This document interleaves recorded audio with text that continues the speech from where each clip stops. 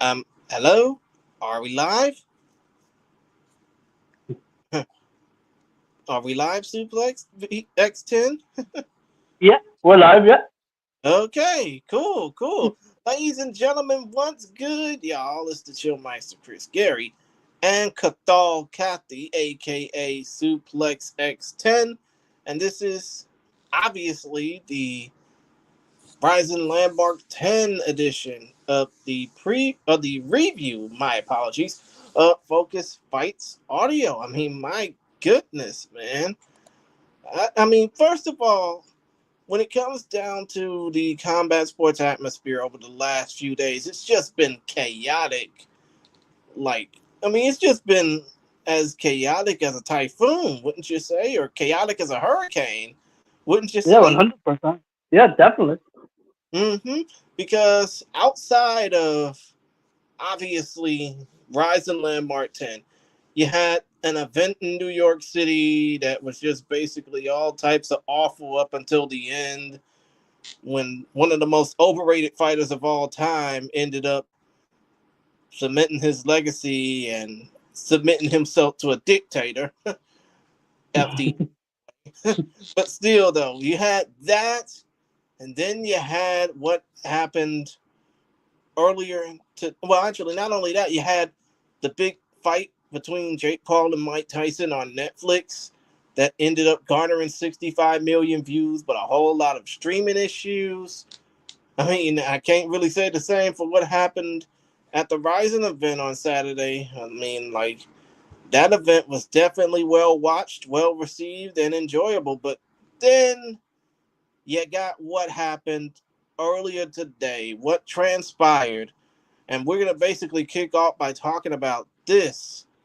I mean, Cathal, I just gotta ask, when you heard that Bellator was gonna be changing not only their whole name up from being Bellator MMA to now the Road to Dubai Champion Series, but also, you know, getting rid of big events, especially canceling three straight shows. One of them would have been the New Year's Eve show for the Bellator Rising partnership.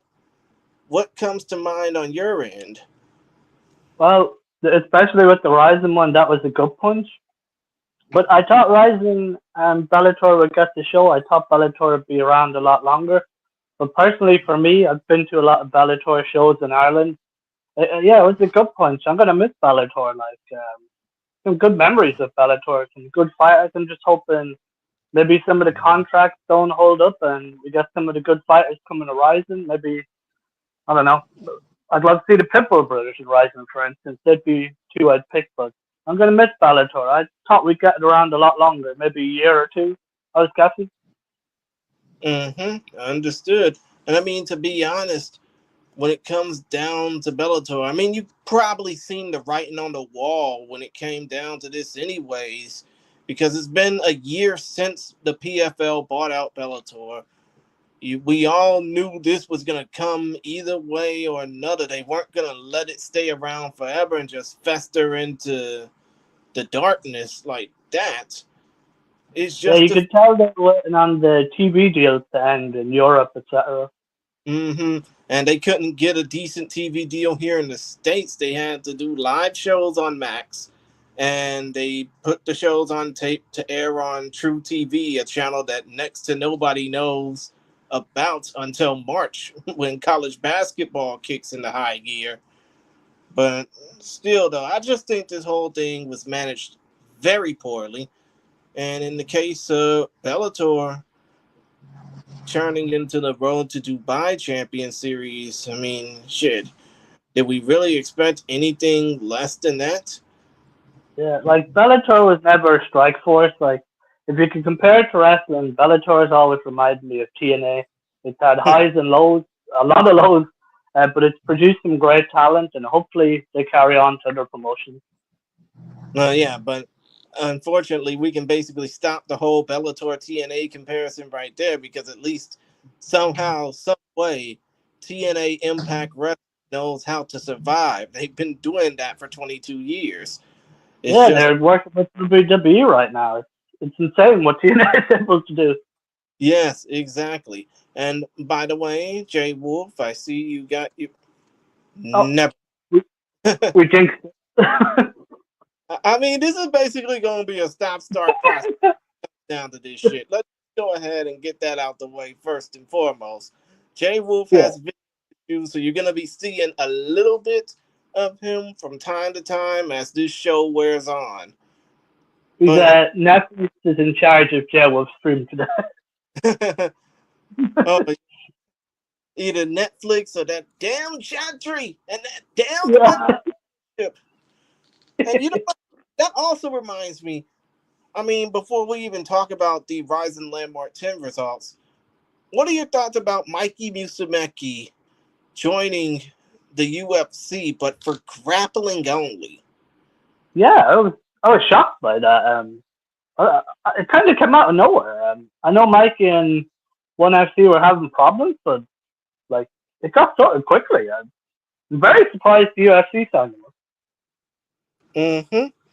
And I mean, to be honest, Musumeci's what, only 23 years old? He's got a bright future ahead of him. I mean, I can't really say much about the dude other than the fact that he's a BJJ wizard. It's just the Yeah, fact that when it comes down to him signing with the UFC, I mean, we all know what it's eventually going to lead to, and I don't know. Maybe it's best to just see him blossom out into something that he knows before truly getting to something that he has no experience with. By the way, Jay Wolf, you're back on the air. Anything you'd like to say? Yeah, I just hope I don't. This program doesn't freeze on me, so I can do the show with y'all. I mean, I would love to do this whole show with you. I know you guys were talking about the Bellator folding.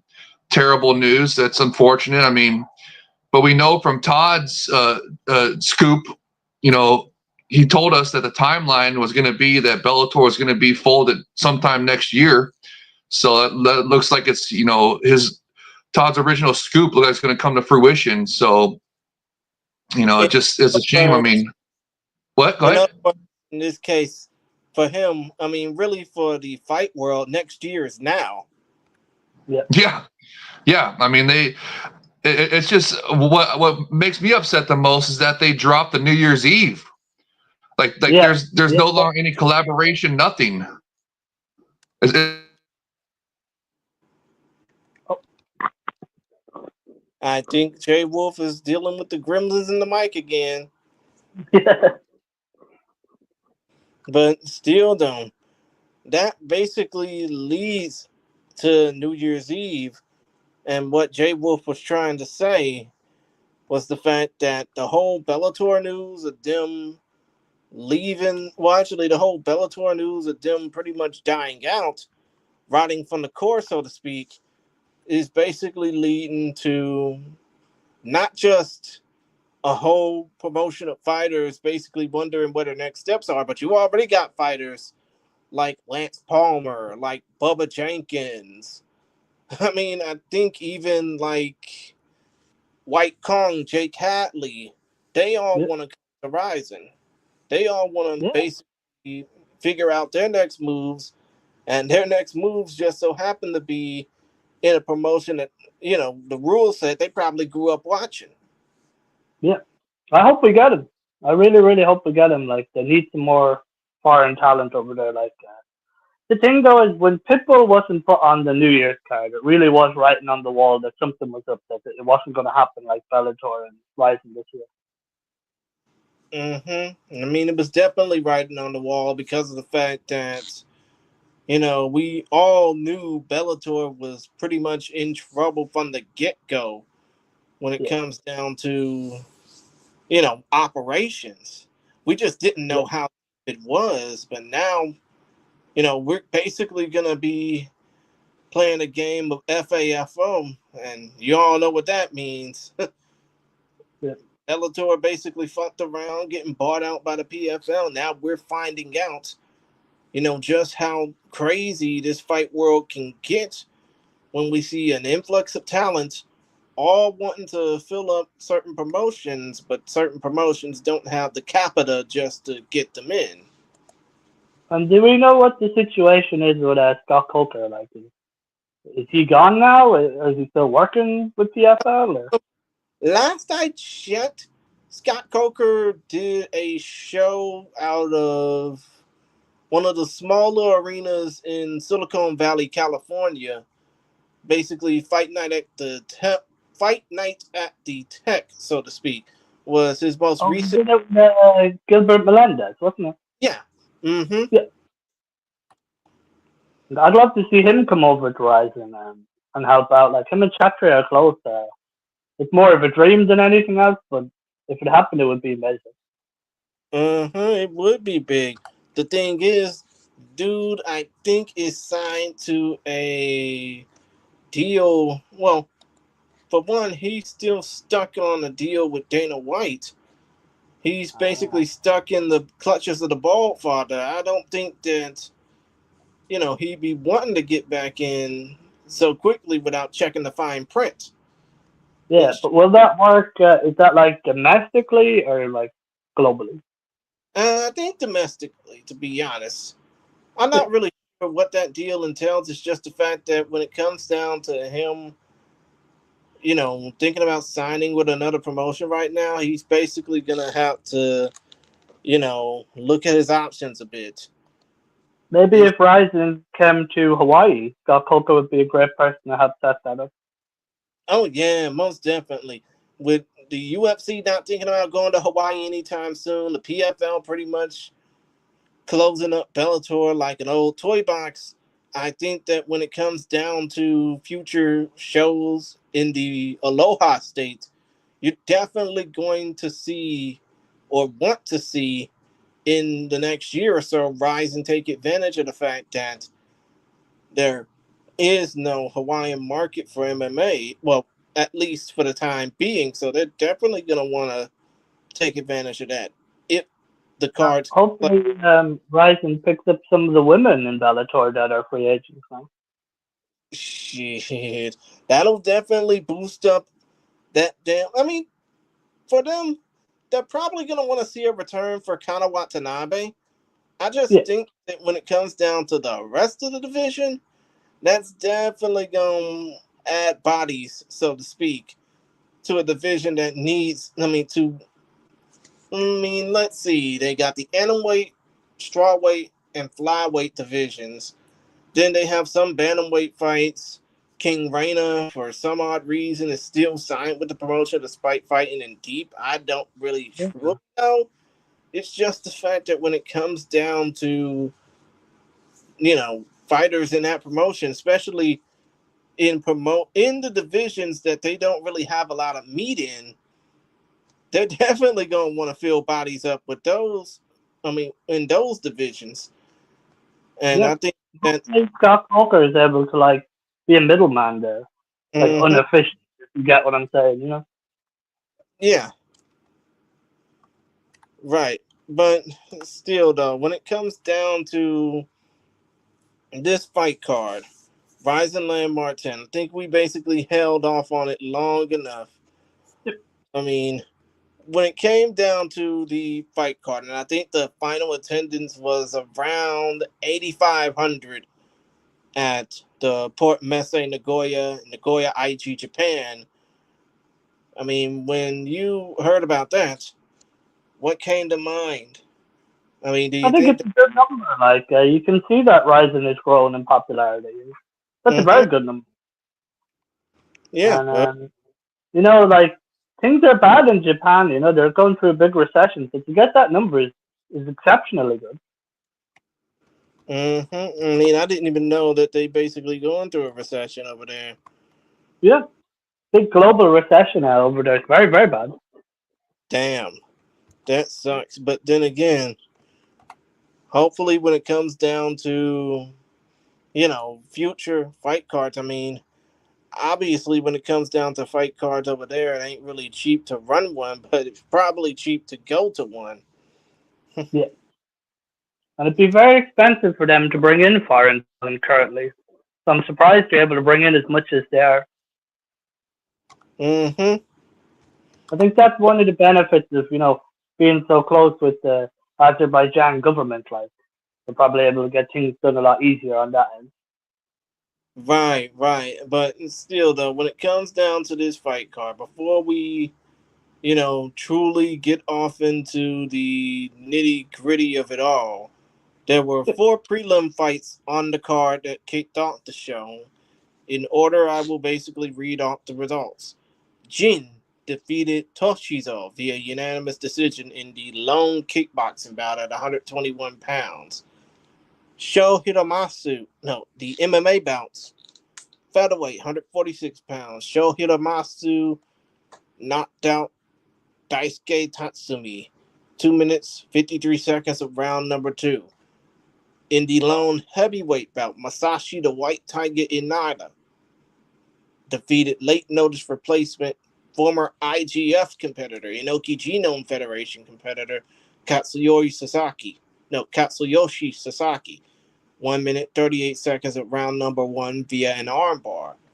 And in the bantamweight division, Taito Kubota knocked out Junior Ibichu Hibino, who had a very energetic entrance going into this fight, 26 seconds into round number two of that 2-round fight, which with the exception of the kickboxing bout, all the MMA fights on the prelims were 2 5-minute rounds. Now, out of all four of those prelim fights, I mean, I know we basically don't really talk about the preliminary portion, but out of the 8 fighters on the prelims and the 4 who won, who do you think is the more rising worthy out of the competitors that fought in the curtain jerking section? Definitely Kubota, if I'm pronouncing that correctly, because he's literally the only one I can remember, and I've watched all the fights, but he's the only one I can remember anything about. So definitely him. I think he's suited. I would actually love to see Ryzen sign him. I think he's a good prospect. Oh, so you basically think that Taito Kubota is rising worthy, right? Yeah, I'd say like give him a chance. I don't know if he's worthy, but there's only one way to find out, and I'd say give him a chance. Oh yeah, well, of course. I mean, especially considering the fact that all the prelims are for Ryzen. It's just basically, open tryout, so to speak, just to get the opportunity to showcase themselves. And But I, me personally, I don't know, the prelims weren't up to the quality of the rest of the card for me. hmm I mean, I only checked out like 2 of them, to be honest. I didn't even know they were on because they were on the same amount of time that I was watching like college football and some. I mean, basically, it was around the same time that I was preoccupied watching college football and professional wrestling. Yeah, it was strange, having just people we didn't really have a connection with, and even the rule set and everything. It just didn't fit. But as you said, it was the prelims. Can't complain too much. Right, right, of course. But still, though, when it comes down to future stars, I wouldn't expect many of them to come out of the prelims of that Verizon Landmark 10 show, but hey, who knows? Yeah, Maybe, you never. yeah, maybe in due time we'll have our stars born moment when it comes down to some of these guys making it big. If not in Ryzen, then maybe elsewhere. Yeah, I'd love to eat my words and see some stars come out of it, but I can't see it. But I'd love to be wrong. Oh, yeah, of course. But without further ado, we pretty much talked a little bit too much about the prelims because let's face it, nobody can see the prelims now because it was basically put on a private YouTube stream, anyways. So let's go ahead and talk about the main card. And in particular, let's talk about the main event. Vugar Kharlamov knocked out Kazumasa Maijima 28 seconds into round number one in the main event. He wants to face off against the winner of Kleber Koike versus Chihiro Suzuki at the start of next year because he feels like he's owed his opportunity against either one of them because he has business with the both of them. I mean, your thoughts on that? Or do you think that he should be thinking about getting a New Year's Eve slot? Yeah, I think you should be thinking about getting a New Year's Eve slot. I saw he was messaging Sakibara on Twitter. He was asking for a fight on New Year's, and then a fan actually replied with a picture of Ren Hamota, and he like replied saying he'd be all for it. So I'd love to see that fight if possible. I think he would destroy Ren, but I think it'd be a good fight. Like have the two belts, going into a future card would be great. And I mean, come to think of it, when it comes down to, Karmov, I mean, we all know that the last time he fought, which was over a year ago, he lost to Chihiro Suzuki. And that was actually after building up a decent 4-fight winning streak after losing to Yutaka Saito. Yep. But still, though, when it comes down to, the upcoming fight between Chihiro Suzuki and Kleber Koike, who do you think possesses the tougher challenge for a potential Karamov rematch? I think Suzuki. I just don't think Kleber has much striking, like on the realm of to fight Karamov. And I know he's excellent at jiu-jitsu, Kleber, but I think Karamov will just shut his game down. He'll ground and pound him out. Yeah, definitely Suzuki will be a much more challenging fighter, and he's only getting better by the day. I mean, you don't see. I mean, oh, by the way, I'm an idiot for not realizing this. Karamov and Kleber have not fought before. So, Yeah, yeah, stupid me for even mentioning that. But still, though, point of the matter is, you don't think that Kleber would pose a challenge against Karamov? no, I think Karamov's cardio is too good.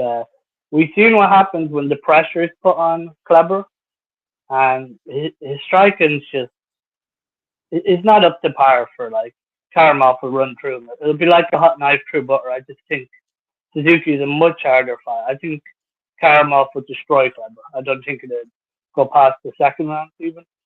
I think he'd destroy him. I see, I see. And as far as Maijima goes, what do you do with him next? Because it's pretty obvious that he basically didn't see that ass whooping coming. Yeah, no, he did not. I mean, for a guy Um, who basically has had a long winning streak via submission like about a decade ago, I mean, yeah, you would think that he would see a beatdown coming his way. Even yeah, though, of course, this is his second time that he's lost. No, actually, this is his third time that he's lost via knockout. yeah. I'd say if we get Asakura back, I'd give him versus Majima. They're both coming off losses. I don't know. I don't know if Asakura has it anymore. Anyway, but that's the fight I'd make. So you would basically want to see Mikuru Asakura versus Kazumasa Maijima. Yeah, I give him mean, someone with a long. Try and give him a bit of confidence going into the fight. But I don't know. That's all I can think of. Yeah, I can totally understand that, especially considering the fact that they are coming off of losses. But when it comes down to it, I think that fight will probably only be fitting for Asakura more so than it would be for Maijima. yeah, yeah, definitely. And now that we talked all about that, we can talk about the co-main event. Ayaka Hamasaki, aka the former and future Hamachamp, aka Hana-chan, submitted 1FC and no, not 1FC, damn it. Road FC, Road Fighting Championship, South Korea. For current Road FC Atomweight champion Yuri Shim got her arm locked by Ayaka Hamasaki. 1 minute 15 seconds, round number 2, co-main event. Hamasaki destined for another fight against Seikizawa. Maybe destined to see what the world has at Atomweight before fighting Seikizawa again. I just gotta ask, dude. Do you think that when it comes down to Hamasaki getting that arm lock win, even though, of course, Izawa beat her twice, do you think that she would be favored in a third fight between the two? I'm gonna say yes. and like she came back from a long absence, and you wouldn't know. Like same with Karamov, and I don't know if ring rust exists for them because you could not tell at all. But I think in the third fight, I would give her. I'd make her the favorite. I think I think the rest helped her. I think she was dealing with a lot of injuries. She'd had a lot of stuff on her mind. So yeah, I'd love to see the third fight. They could fight 5, 10 times. I'd watch it every time. Oh yeah, I mean, of course, like you said, Hamasaki is coming off a 2-year absence, but it didn't look like it from the way she fought against Yuri Shim. I mean, still though. She's 42. Like I think she's 42. Is she? Let me check. Let me check on the fly. Yeah, she's 42 years old, born March 31st, 1982. You cannot tell. Like she's fighting like she's in her prime. Mm-hmm. I mean, come to think of it, the last 10 years have been her prime, to be honest. But Yeah, still, she ain't slowing down. Like yeah, of course she's not. But still, though, when it comes down to Hamasaki, let's just say it's not going to be Izawa next to face off against her. And, you know, Reina Kubota's in the wings waiting for her. Who do you think would probably win that fight? between who? Sorry, just say it one more time. My connection kind of cut out. Between Ayaka Hamasaki and potentially Reina Kubota. Yeah. Let's say the fight with Izawa, the third fight with Izawa doesn't happen for Hamasaki. Would that fight, Reina versus Ayaka, be next? And who do you think will win that? I'd love to see that fight. I think Hamasaki would win, but I just think it'd be a great fight for Ryzen. If Reina won, that would build her star power up even more. Mm-hmm. Don't think Reina's on her level yet. I think Hamasaki is wrestling, which is, she wouldn't be able for her wrestling. So I go with Hamasaki, but yeah, I'd love to see that fight. Now that you've said it, that's the fight I want to see. That will do good with Verizon. Like the Japanese fans would be hyped for that in particular. Oh yeah, they'd be more happy. I mean, let's just say this. That's a co-main event right there, I reckon. Mm-hmm. Yeah, but let's just say this. Back in 2017, there was a lot of hype behind that Kana Asakura Reina Kubota fight that happened. And then obviously in 2018, they met in the Super Atomweight Tournament Finals, and a lot of Reina fans' hearts were broken. I feel sorry. Not really. But still, though, when it came down to that particular fight, there was a lot of added interest when it came down to it, especially considering that, Kana was dating. Well, actually, no. Kana Asakura was dating Tenshin Nasukawa at the time, kind of, sort of, but not really. I mean, basically, the Japanese fans really enjoyed that fight to the point where it had to happen on New Year's Eve, the rematch between the two, and it ended up with Reina getting the win over Kana, and obviously Mayweather losing to Tenshin Nasukawa. No, it actually no. To Mayweather, yeah. Mayweather. I'm an idiot for even saying that, but still, It's all good. I think that if Ayaka Hamasaki and Reina Kubota were to face off against each other, it'd be the biggest fight in Japanese women's MMA history. Yeah, and they both don't really smack talk, but I think the fight just sells itself on pure skill and their star power. So 100% I'd be down, and I hope it's made. I really do.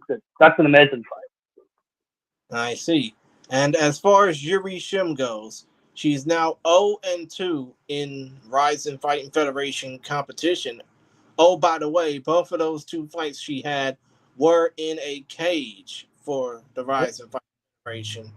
Considering the fact that she hasn't fought in Road FC competition in about 3 years now, will she ever return back to that promotion? I think she will, and I think I'm right in saying she also fought Reina, didn't she? Yeah. She lost via unanimous decision to Reina Kubota at Rizin Landmark 9. And that's a good gauge, Hamasaki she finished her, and my opinion was like winning the fight the whole way through. So it's a good comparison for if her and Reina fight. But I do think she'll be back in Rising because she's had very high level of competition. So she deserves a chance. Like, she'll fight anybody. So they need to get her somebody. I'd bring in maybe like a foreign talent, someone we're not familiar with in Rising. I can't remember that girl's name actually that was in Rising. Remember the Ukrainian girl? Oh, Spetskivka. Yeah, that'd be a good fight. I'd like to see that. Yeah, I get exactly who you're talking about. Little Tiger Spetskivka. Yeah, that's it. I want to see that fight. I'd say give her another chance. High level competition, and she never really lost anything for me when she lost. And the fans clearly like her. So yeah, I'd love to see that fight. I mean, it's not just Japanese fans that like her. I mean, I enjoy seeing her compete too. I mean, I Yeah, wouldn't mind seeing, now that you mention it, I wouldn't mind seeing Yuri Shim versus Little Tiger Spetskivka. yeah. When you look at her record, it's not the best on paper, but when you look at who she's lost to, it justifies it. She never really had any easy fights. And I mean, you're talking about Yuri Shim or Spetskivka? Yeah, Yuri Sim. I mean, because in the case of Anastasia Spetskivska, she lost to not only Reina Kubota, but Seiki Izawa as well. Yeah. So I think Yuri Shim, yeah, she's a lot better than she looks on paper. So definitely give her another chance and pair those two up, and we'll have a contender ready for someone whoever wins. They're both liked in Rising, so yeah, that's the Uh, fight I'd go with, definitely. of course, dude, of course. Now let's go to the chief support of this fight card. Ryusei Catfish Ashizawa defeated Shoji the Samurai Maruyama, he who enjoys coming out to the Bushido Bulldozer Nobuaki Kakuta blast into the speakers. But still, though, it was Ashizawa that blasted Samurai Shoji with a knee 1 minute, 8 seconds into round number 2 to get the TKO win, and his second win as a mixed martial artist, not just in the Rising Ring. I mean, let's just face it, Ryusei Ashizawa, he's making many fight fans turn into believers now that he's fully out of kickboxing, fully into MMA, still wearing Venom trunks, by the way, for some odd reason, the same style of trunks you see in the UFC. But still, though, do you think that Ashizawa is starting to be a more legitimate fighter? Yeah, he made me a believer. I think we all picked him to lose, if I remember correctly. Like, so I was shocked when he got the knockout. I couldn't believe it. Yeah, he's made me a believer. I want to see more out of him. Yeah, but literally, that fight was the one that shocked me the most on the card. I nearly jumped off the couch when I seen the knee. I said, "What the hell?" Like, I couldn't believe it. Yeah, I mean, to be honest, when it comes down to Ashizawa, he may have his shtick, he may have his entrance mannerisms, so to speak. He didn't have them this time around because he wasn't singing himself down to the ring like Roy Very Jones. Ren. You Hmm. can tell he's kind of like copying Ren a little bit. I mean, yeah, but still, though, he Maybe wasn't. maybe that's the fight. I know, like he'd have to move up, but maybe the cat's wait for that title. Oh my God! You know what? That basically disqualifies me from asking what's next for Ryusei, because I think a fight between him and Ren Hiramoto would mean something, wouldn't you think? Do you imagine that press conference or that face off? Like, Oh my God, that would be. I mean, they would you would remember the build up to the Lewis Tyson fight, right? Back in yeah. '02. Hmm. Yeah, they basically had security form a line in the neutral corners just to separate the two corners from exploding like how they did in the press conference. Yeah. And I Man, can see them both opening the fight with double middle fingers, like. man, that's exactly what they would need. That's exactly the type of drama that would happen if a fight between Ryusei Ashizawa and Ren Hiramoto were to take place. Because, hey, It's the type of thing that needs to give JMMA a boost, you know? And we got that title on the line. Like the name is escaping me. It's not the BMF. It's Last the standing, LMS. yeah. Thank you. That's on the line. Like that's a good fight. Yeah, I want to see that. I mean, it'd be definitely worth my attention. I want to But see the Rise and Confessions episode for that in particular. oh man, that would be the most thing that Ryzen ever put out, and that includes the Mayweather presser from Ryzen 14. Like in boxing where they do the face off, where they both are just staring at each other to turn the chairs around face to face thing. I want one Man, of those. that's exactly what you would need to get security to just break them up before things come to blows.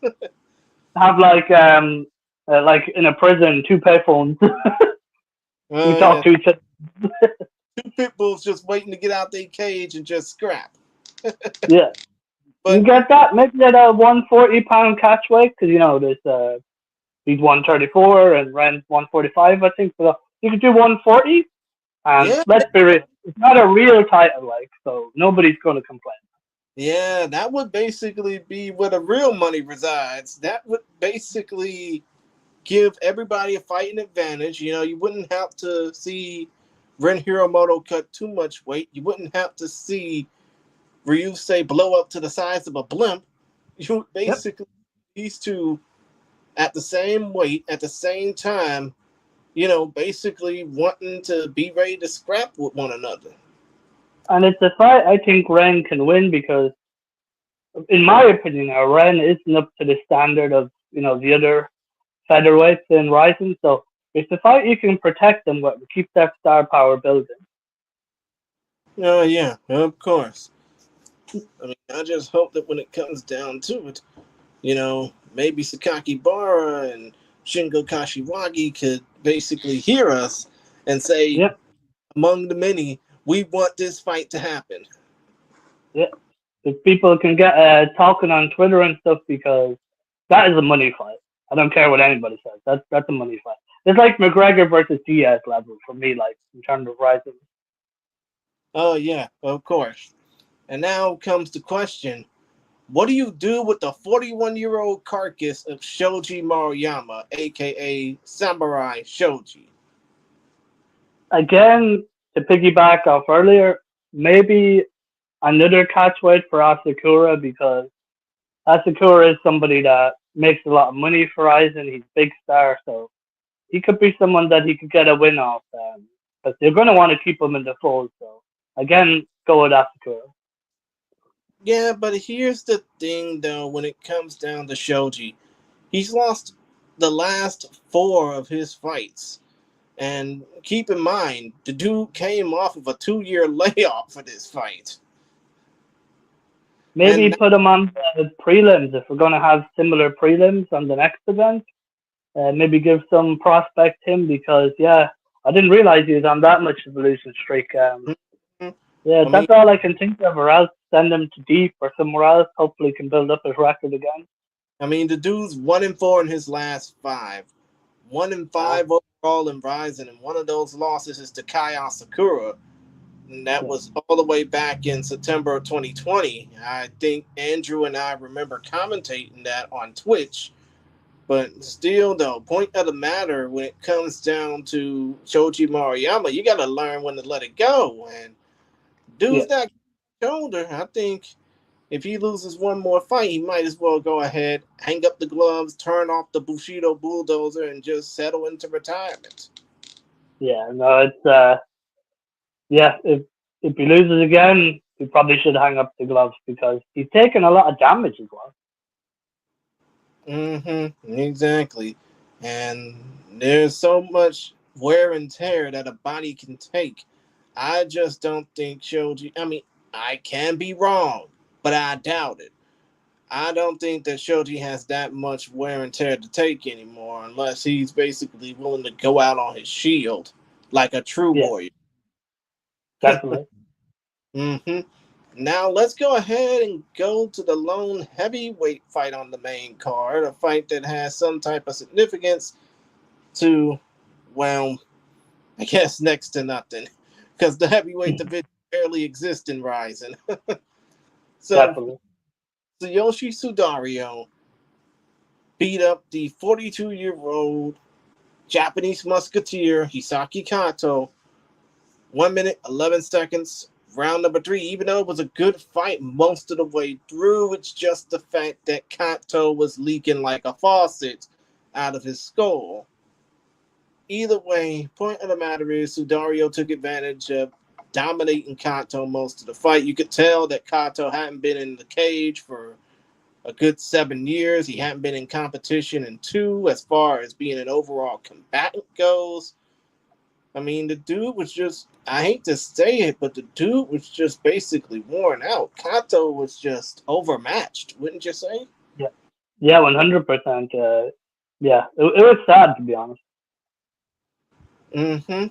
And I mean, to be honest, when you see somebody like Tsuyoshi, I mean, even though, of course, he had his partnership with Ensign Inoue basically go away because of the fact that he said some disparaging. No, I mean, I'm not going to say he said anything disparaging. I'm just saying that Sudario didn't help Ensign Inoue time of need when Ensign was locked up. So I'm going to just go ahead and say that, they're on their separate ways for a reason. And I don't What think. if Ensign, I don't know if legally he'd be allowed to fight, but what if he could get the two of them to fight? We already have the story built up, and I know he's going to have legal built, but legally he might not be allowed to fight on this. I don't think that would be the case. I mean, Ensign hasn't fought in about a decade. Well, Yeah. actually, let me go ahead and rephrase that. Ensign Inoue, Yamato Damashi, hasn't fought in almost 15 years. I mean, I think the last thing he wants is to get back in the cage and, you know, take his frustration out on somebody he thought had his back. I mean, Like, I'm just looking at it strictly from financially, his case could cost a lot of money. mhm. Probably never going to happen, but on the off chance he did want to come out, that has a story in itself. I'd like to see that, but like you said, probably never going to I mean, of course, it's never going to happen. Ensign wants happen. to stay retired, at least for his sake. I mean, there's a reason. I mean, you don't want to see fighters who are in their 50s. Well, actually, no. Let me rephrase that. Have to Fight, put it on Netflix if that happens. yeah, you don't want to see fighters who are well past their prime think they still got it in them one more time. I mean, shit. Look at what happened with Mike Tyson over the weekend. Look at what happened with Evander Holyfield 3 years ago when he got knocked Yeah. out by Belfort. Yeah. I mean, Just, I don't know what to do with Sidario next. No, there's nobody really there at the moment. I don't know who you'd put him in next. of course, there's no one really there because a heavyweight division in Rising barely exists. Who is Outside, the Polish guy? I can't remember his name, but I he think came his in. I think his name is Przemysław Kowalczyk. Maybe him as an opponent. I mean, he did defeat Taka Kenshin. I don't know if it was Taka Kenshin in his last fight. No, it was Mikio Ueda who's going to be fighting on the upcoming New Year's Eve card. Maybe that can happen. Get Yeah. Tsuyoshi Dario versus Przemysław Kowalczyk to fight on that New Year's Eve card because Sudario didn't really sustain much damage. He was the one doing all the damaging. Yeah. I And mean, yeah, that's a fight we could make. Because otherwise, there's no heavyweight division in Rising. I It's mean, not kind of existing at the moment. outside of Sudario, Shama Ibisai, and Taka Kenshin, there isn't really a heavyweight division at all in Rising.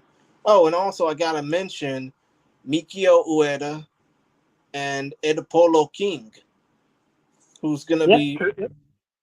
I mean, if you ever seen Ed Polo King compete, I mean, he didn't really show much of the imagination when he fought for Breaking Down that one time because it was a 1 round fight and not that many people were interested.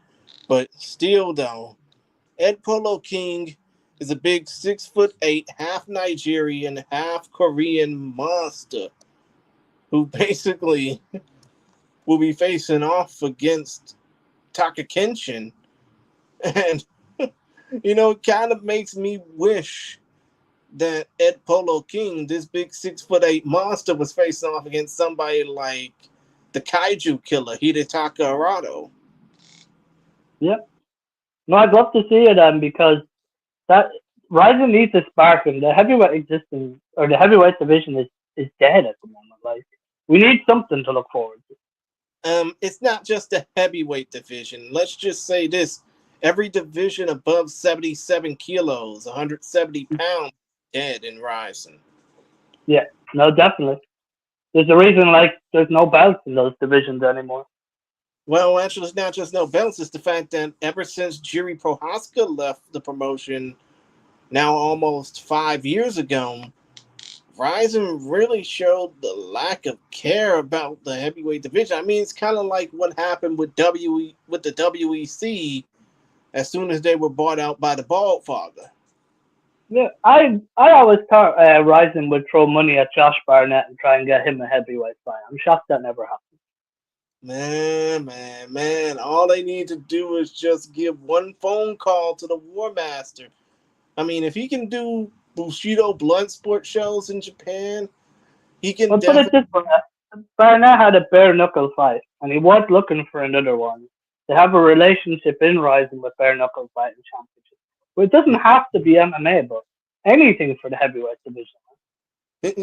What are you trying to say?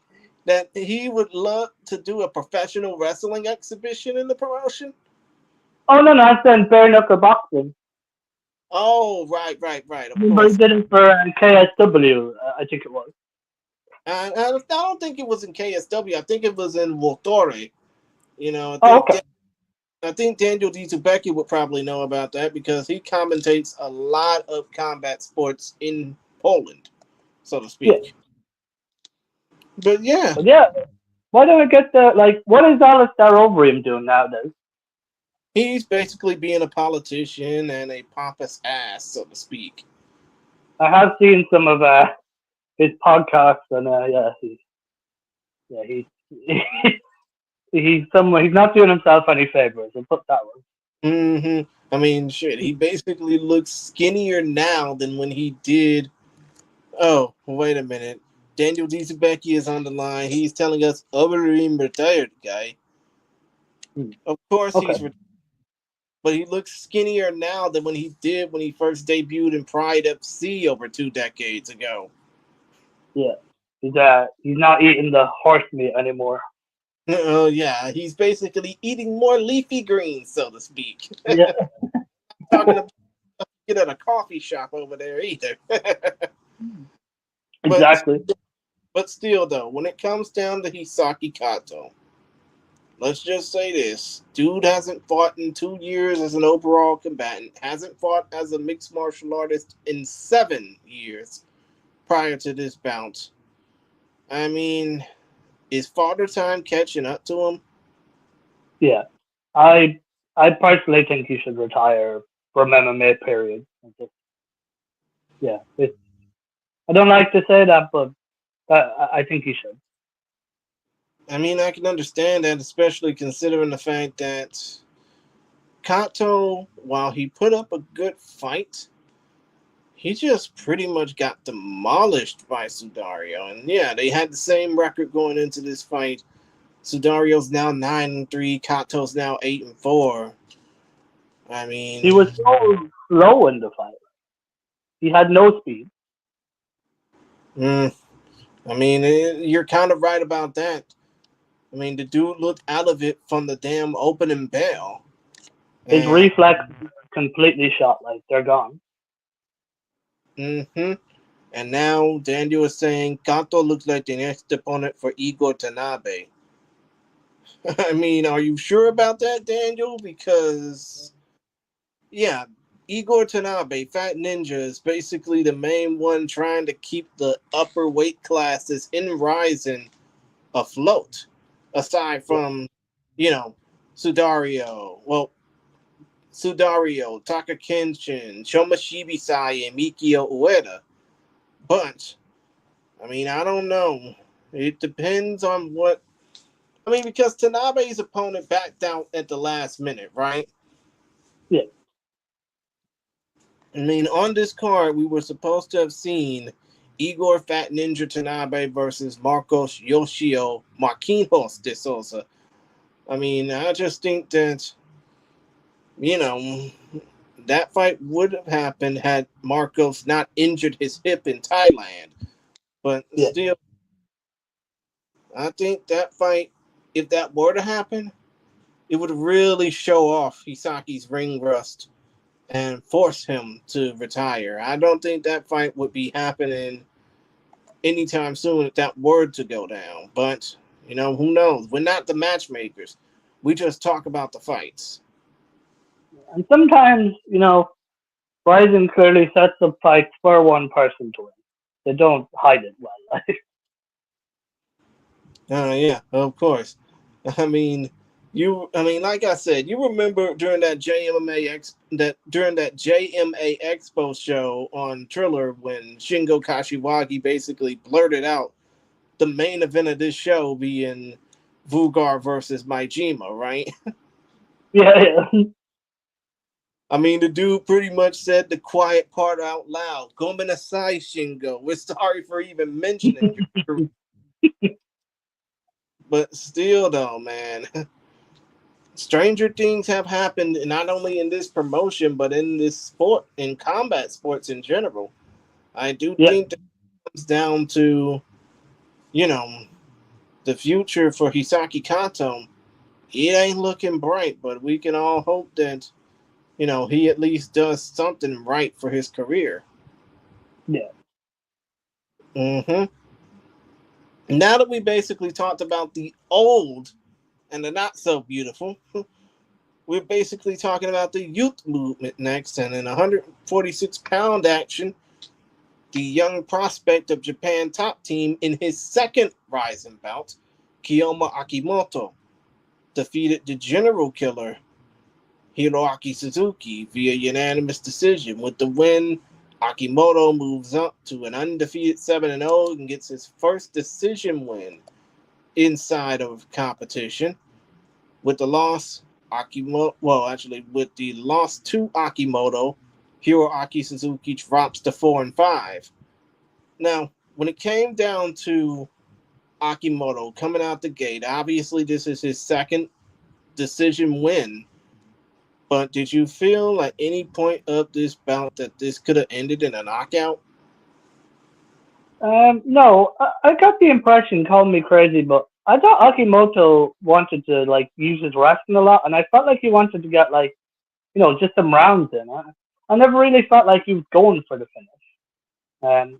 Very careful the way he fought, very methodical. So yeah, I think he wanted to practice his wrestling, and I almost felt like he would have preferred to get a submission. But overall, I was happy with Akimoto's performance.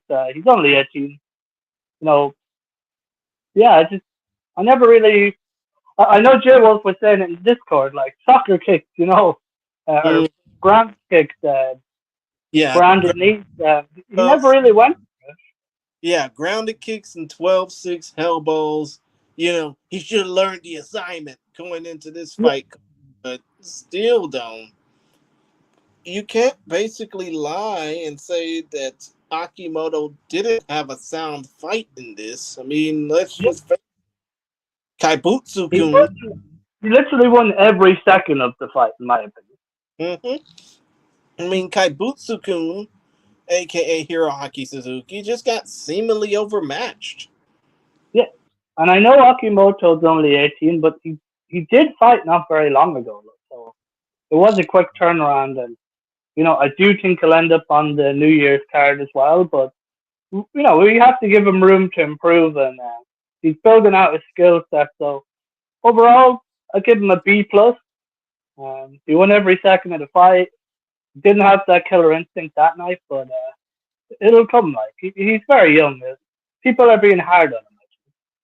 Like I mean, we all yeah. expect, a deadly finish, but sometimes it's just not going to happen. There's most of it. He could have been injured for all we know. We don't know the full story. I mean, you can't hit 1,000. I mean, you can't hit for the cycle every night. That's a little inside baseball humor, even though people in the UK and Ireland don't get baseball all that much. I'm just saying, when it comes down to Akimoto, you can't be perfect every night. You just got to learn the basics. And I think in due time, his 18-year-old body is probably going to grow, and he's going to probably sponge up more knowledge of the sport than anyone can, but he just needs to give himself some time to grow, you know? You can tell he wanted to wrestle and not strike as much. That's the vibe I got. Mm-hmm. And as for Hiroaki Suzuki, the shoot boxing world champion, or I guess the former shoot boxing world champion, the 2015 S Cup tournament winner, I mean, what's next for him? Dude's Uh, currently 2-3 in his last five. He's 4-5 overall as a mixed martial artist, not just in the Rise Fighting Federation. What's next? maybe we could put him against Majima. They both need a fight, but yeah, I'd probably go down that route because yeah, I can't really think of anywhere else to put him off the top of my head. Anyway, what about you? I mean, come to think of it, I can see him face off against Majima. I mean, sure it'll be a mismatch for sure it'll be a mismatch for Suzuki because of him being under 500 now. And yes, we have to care about records. It's just the fact that that would be a fun fight. It's just that I don't know. I think it People would. people will probably think I'm harsh for saying this, but if he wasn't part of the Bonsai team, I don't think he'd be in Exactly. Plain and simple. I mean, I think that if it wasn't for his affiliation with the DeSouza brothers or with Shrek Sakine, he probably wouldn't get the invite to be a part of this damn promotion. Yeah, like say what you want about Shrek, but he's a good personality. He's entertaining. He deserves his spot on Rising. But Suzuki, I think, is just because of who his friends are. Exactly. And now let's go ahead and talk about the lightweight matchup. The Red Horse, Kyung Pyo Kim, beat up Mr. We Are the World coming out to himself, Daigo Kuramoto. That Three was an minutes. awesome entrance, by the way. Huh? That was an awesome entrance. Oh my God. Only you would think that. I basically, but I did basically put the tweet out there that the only two people that probably remember the last fighter who came out to that song in Japan is probably Lenny Hart and Michael Schiavello because, Katsunori Kikuno came out to that song back when he was in Dream.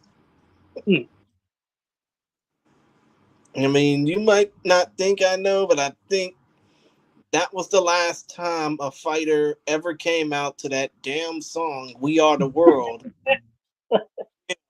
in Japan.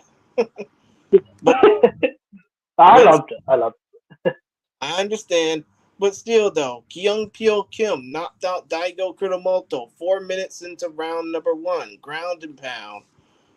The future is definitely looking bright for the native of Seoul, South Korea. it. Yeah, Especially he because, looked a million bucks in this fight. I mean, the dude's now 3-1 overall. All three of his wins in rising competition have come by way of first round finish. Obviously, the one blemish was his loss to Spike Carlisle back in June at Rising 47. What's next for the Red Horse? Hmm, maybe it's too soon to say, but could we get a rematch with Spike? Is it too soon? I don't think it'll be too soon. I mean, Spike ain't really doing much of anything right now other than heavy meditation and training. Yeah, and I think it would be a good fight. Yeah, I'd love to see a rematch. But yeah, Kim did excellent, and I thought it was a great fight as well. I mean, I wouldn't mind seeing a rematch between Kyung Pyo Kim and Spike Carlisle, especially considering the fact that even though the fight ended with a rear naked choke submission finish for Carlisle, that fight could have gone either way in the first 2 rounds. Yeah, Kim was winning that fight 100%. Like very good for Spike. He got the choke, and that was excellent. But if we get a rematch, maybe it won't be the same result. Maybe Kim could finish him this time. I'd love to see a rematch. Maybe we'll have to wait until March at Rising 50 to basically see that. But who Yeah. knows? Time will tell. Now, as far as Kuromoto out of Japan Top Team, fighting out of Nara, Japan, the same hometown as like a few world champions, but still the point of the matter is this was his Rising debut. He's more known for fighting in deep. He's more known for fighting in breaking down. I mean, do you think it's back to deep for him, or could we potentially see him in another Rising fight? I wouldn't be surprised if he goes back to deep or breaking down, but Kim is a hard opponent, so maybe give him another chance. But maybe one fight in deep, he gets the win, comes back to Rise, and that would be an ideal situation, I think. I mean, I can understand you on that, even though his last fight in deep most recently was a knockout win over the Warrior of Sorrow, everyone's favorite New Year's punching bag, Satoru Kitaoka. Yeah. But But yeah, I'd say, give him another fight and another promotion, and if he wins, bring him back because it was a very hard fight to have for your first yeah, of course. I mean, I can definitely see him coming back. I mean, it's like I said, all that all he would need is just that one win to spark himself back up. fight. And now, I mean, shit, we're going by this a little bit quickly. Yeah. Yuki defeated Jung Kyung Lee, the Phenom, via TKO, grounded elbow, 259, round one. I mean, Jay Wolf basically told me to talk about this fight in particular because he enjoyed the grounded elbows, the 12-6 elbows that basically led to that finish. I mean, when you seen the fight between Yuki Ito and Jung Kyung Lee, of course, Ito basically called Lee a brat going Yeah. into this card. But when you seen the finish happen, what came to mind? I kept picturing in my head, the Just Bleed guy.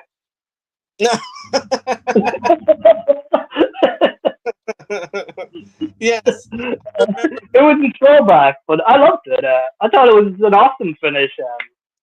I know obviously it's violent, but you know, mixed martial arts is. I loved it, and I thought it was a great fight. It's probably one of my favorite fights on the card. That is a throwback that you just mentioned, the Just Bleed guy. But still, though, after basically winning 3 fights via decision back to back to back, I mean, maybe Yuki Ito's mantra was to just make him bleed. Yep. I mean, come on. When it comes down to Ito, yeah, he's 7-1 in Rising. You're not thinking a title shot off the bat. I mean, even though, of course, he's not ready to fight Kyoji Horiguchi. Let's be real. And I don't know if he truly be ready to fight foreign competition, even though he did show his best against Top Noi Lucky Left. What do you But think about Oki Kubo? Hiromasa Okikubo, I think that'd be barking up a little bit too much up the wrong tree. But I would love to see that fight happen between Yuki Now, Ito and if we Kubo. have the Grand Prix, I think he's earned himself a spot on it. But if not, I'd like to see Oki Kubo. I mean, yeah, that would be fun. And I We know, want to do Aki Kubo versus Horiguchi again, at least. Oh my God! Nobody wants to see a fight between those two. That would be disastrous. I I know mean, Rocky Cooper certainly doesn't want to anyway. maybe it would be best to see a Grand Prix happen in the flyweight division, especially considering the influx of talent at 126 pounds, 57 kilos alone, especially on this damn card. But you can see, like, if the younger talent loses to the more experienced talent in a Grand Prix, they have plenty of time to bounce back and become stars, so it wouldn't be a big deal. Hmm. And speaking of, younger, fresher talent, 22-year-old Jung Kyung Lee, 4-3 overall, obviously 1-1 now in Rising. No, wait, actually, not 1-1, 0-2 in Rising. I mean, does he go back to one? Does he go back to Road FC? Does he go back to the Angels Fighting Championship over in South Korea? I mean, what's next? Yeah, I think, yeah, maybe have a fight in another promotion. Now he did have hard fights in saying that, but yeah, probably would be best build up his record a little bit more and justify coming back. But yeah, at the moment, I'd like to see him go to another promotion. Hopefully, end up back in Rise. Yeah, of course. I mean, I wouldn't mind seeing that happen too, especially Yeah, considering the fact that he got whooped by Makoto Shinryu Takahashi, and obviously got whooped by Yuki Ito. So, what? Maybe that is next for him. yeah. Like he's been taking damage, so maybe go have some easier fights, build up that record, come back fresh. Exactly. And let's go ahead and talk more about the flyweights on this card. And I think this is another fight we basically got wrong in the predictions.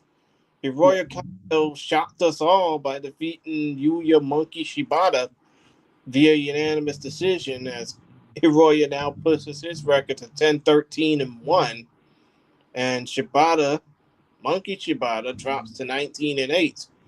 When yeah. this fight went down, I mean, what were your thoughts after it was realized that Kondo had won this fight? This is gonna sound very rude, but I was like, oh, I stayed awake for this You thought it was fight. boring. Huh? I did. I thought it was boring. Maybe I just didn't have any investment in either guys, but yeah, for me it wasn't the greatest fight. But I'd love to hear if you enjoyed the fight because I just didn't really get anything out of it. I mean, for some strange reason, I don't know. Maybe it was the fact that Kondo came out to his usual entrance music. I mean, like, man, I didn't say it. I didn't think it was boring.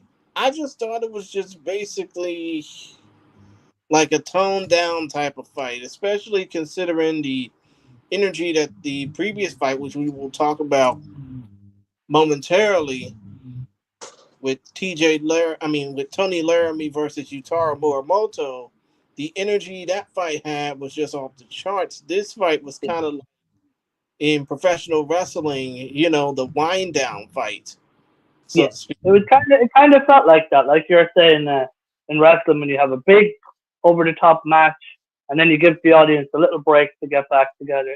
It kind of nearly worked on the card. It was kind of it was what it needed to be. I never felt like it was going to be anything special. I think. Yeah, of course. But to be honest, Kondo got the win. He's now 2-3 in Rising, despite the under 500 underperforming record. I mean, I would ask what to do next, but I don't know. I mean, could he go back to deep? Could he basically see himself go to breaking down like every other JCT member do? Or, I don't know. Yeah, I'd like to see him in Breaking Down because even his record, according to Topology, anyway, 10, 13, and 1 doesn't really scream excitement when you just see it on paper, and he didn't get a finish. So yeah, maybe build up his skills a bit. For me, overall, this fight was a bit meh. I see.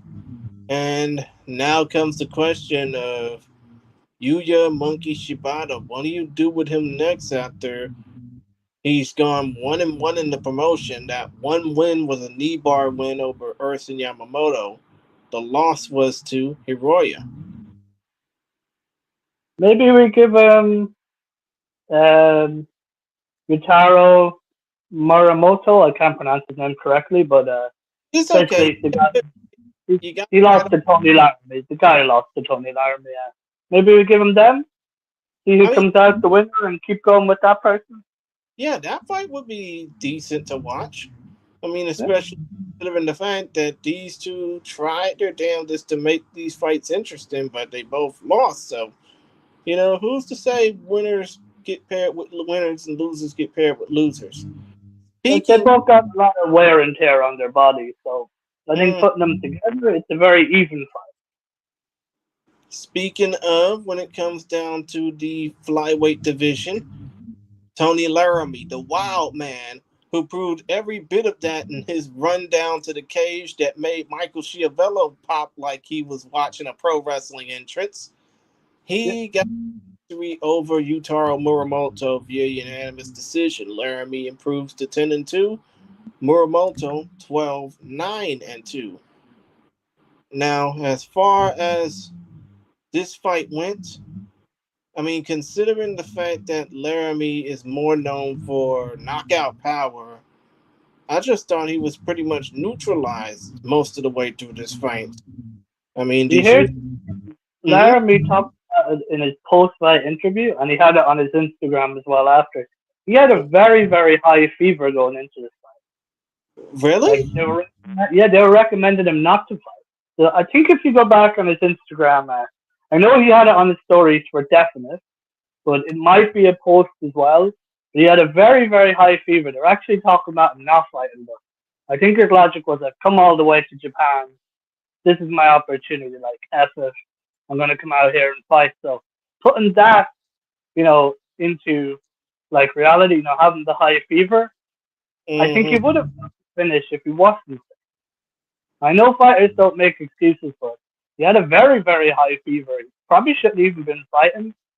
The run alone to the cage probably took out a lot of energy from with that fever. So putting that into perspective, I Mm. say his next fight will see the real Tony Laramie. We didn't get to see him. He wasn't what. You're right about that. I mean, first of all, I hope Tony Laramie gets well soon as he's back at home in Windsor, Ontario, Canada. A Because nobody should ever want to basically pull out their best Jordan flu game, and try and not get sick. Yeah, It's just that your health comes first. yeah. And if you try and use that help to basically heal up, you're gonna regret it in And the run. you could tell he was very slow in the fight, and I do believe that is due to the fever because he does not fight like that. That was not the same Tony Laramie that I've seen fight like you Mm-hmm. said. It was like it was on pause. It was almost as if he was in slow motion for me because he fights like a lunatic. You've probably seen him fight yourself now. We did not get to see the real Tony Laramie. So I said next fight he comes in healthy, you'll see the real Tony Laramie. For everyone that saw that fight, just remember he had a very high fever and he was not well, but he still came out and he still won. And it was a unanimous decision. So yeah, I think overall he did well. Now, if he wasn't sick, I think he would have got the thing. No, yeah. I mean, if he would have been at this physically and mentally 100%, I think that fight would have ended via second round knockout. Like he even mentioned that because of the fever, it was very hard to cut weight. Mm-hmm. Like I it mean, sucks a lot of energy out of you, the weight cut already, and then just having a fever. I can only imagine what he went through. luckily, at least he made the weight, and at least he performed well in that fight. I mean, it's just that who For knows? anybody check out his post-fight interview, you'll really hear about how bad the fever was. I know I keep bringing it up, but I just want to stress, like, I can't remember the exact figure, but my sister is a nurse, and I asked her, and she was like, "Oh my god, like, How did he even get in the cage? Like, I mean, exactly, man.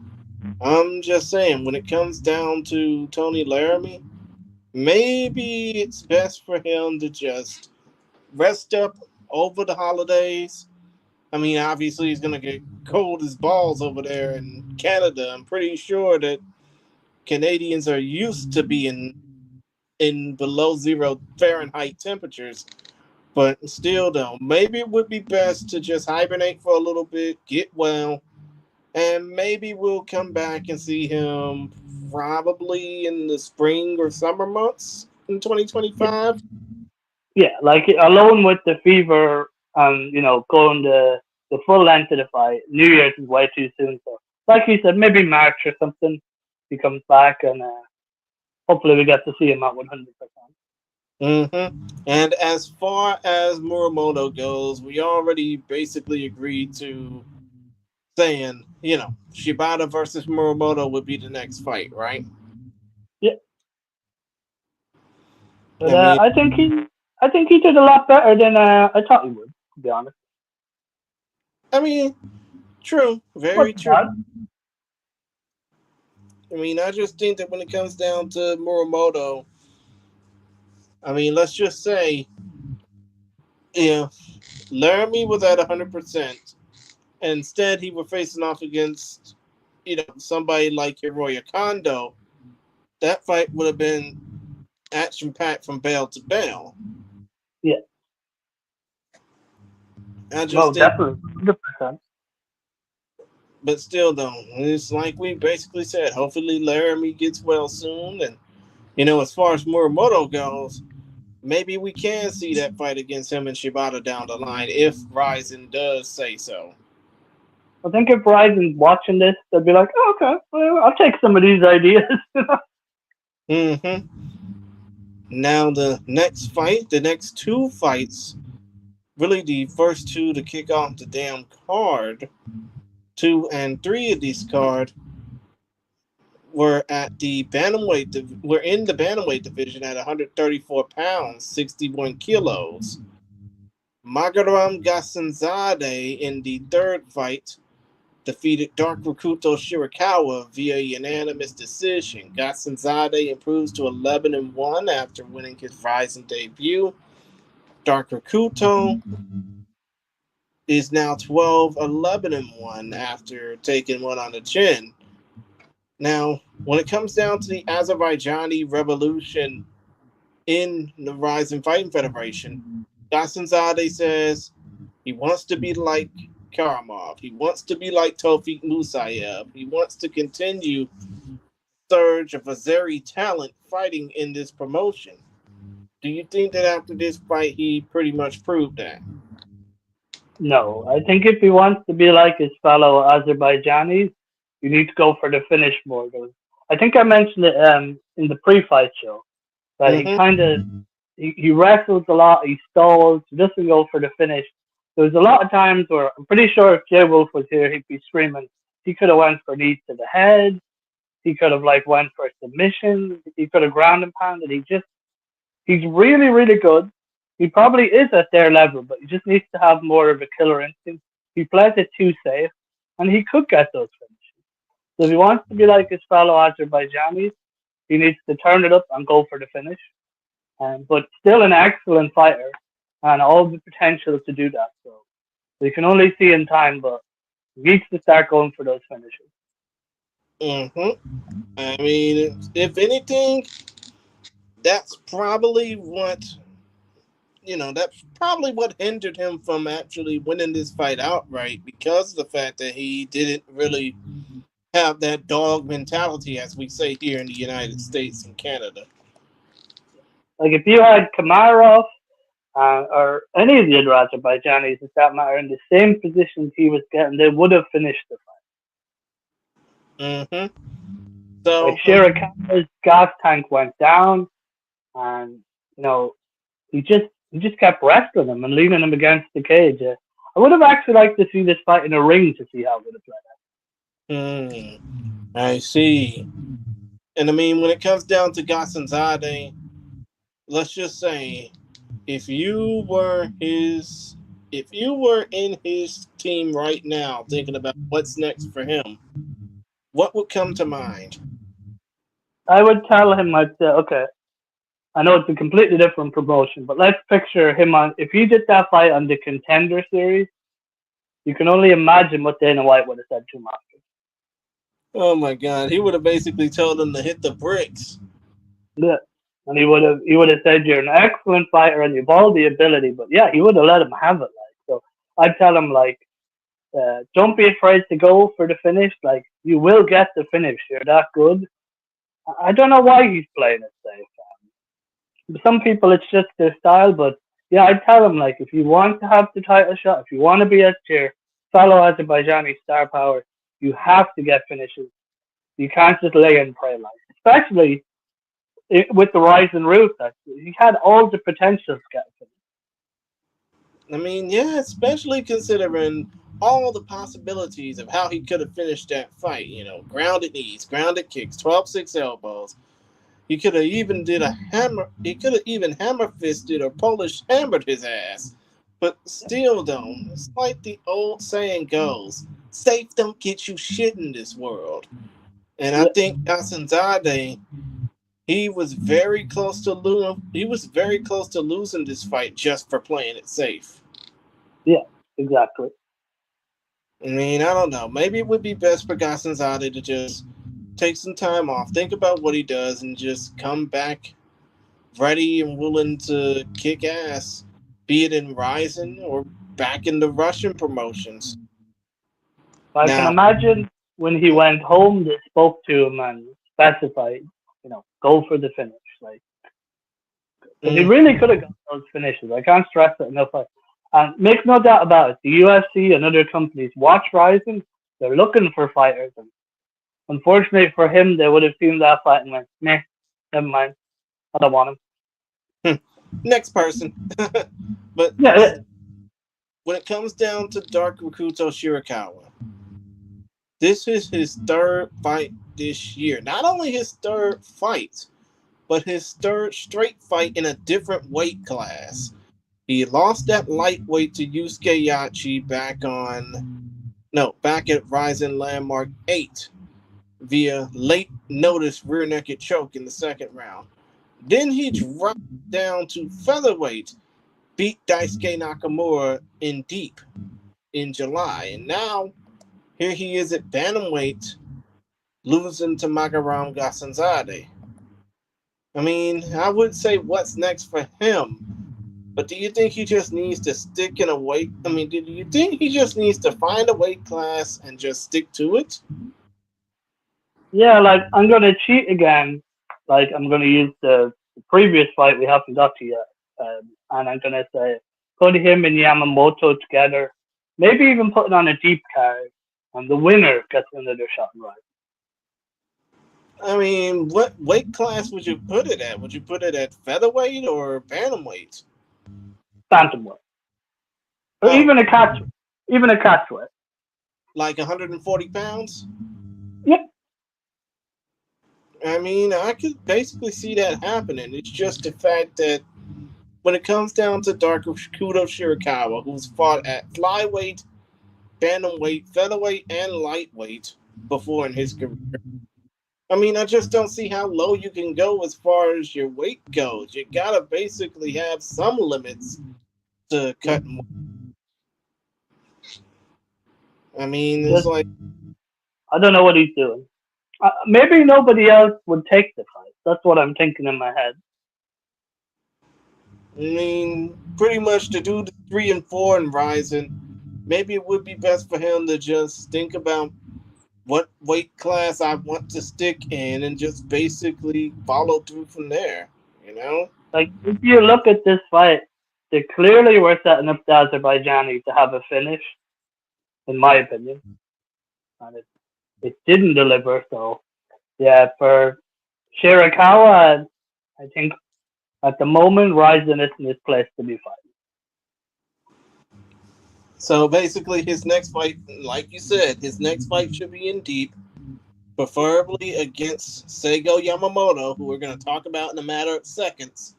and then the loser goes on to, well, the winner goes on to fight in Rising again. Loser goes home. And I'd even specify if I was like a matchmaker to both of them, if you get the finish, no decision when getting to Rising. You have to get it.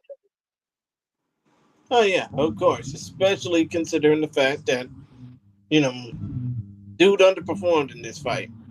For all the hype behind him, the dude really did fail to deliver, and I think that if given a chance, his next fight might be his last fight. If he ends up getting whipped the same way he did in this fight against Gasanzade. Now, I do have a feeling that nobody else wants to fight Captain Sunday, and they probably will return the favor because Shirakawa fought him by giving him another Mm-hmm. I mean, I just think that when it comes down to that, Shirakawa's got a lot of explaining to do when it comes down to that. I mean, it comes down to picking a weight class and staying in it. Maybe for all I know, it was a jet lag thing, but watching his previous fights, that seems to be how he always fights. Oh, you mean for Gasanzade, right? Yeah.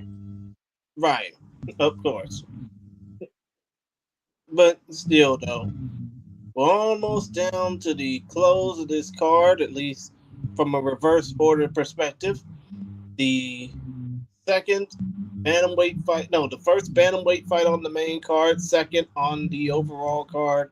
Overall, Alan Yoshihiro, Hiro Yamaniha made Seigo Rock Lee Yamamoto tap out due to a rear naked choke, 3 minutes, 7 seconds.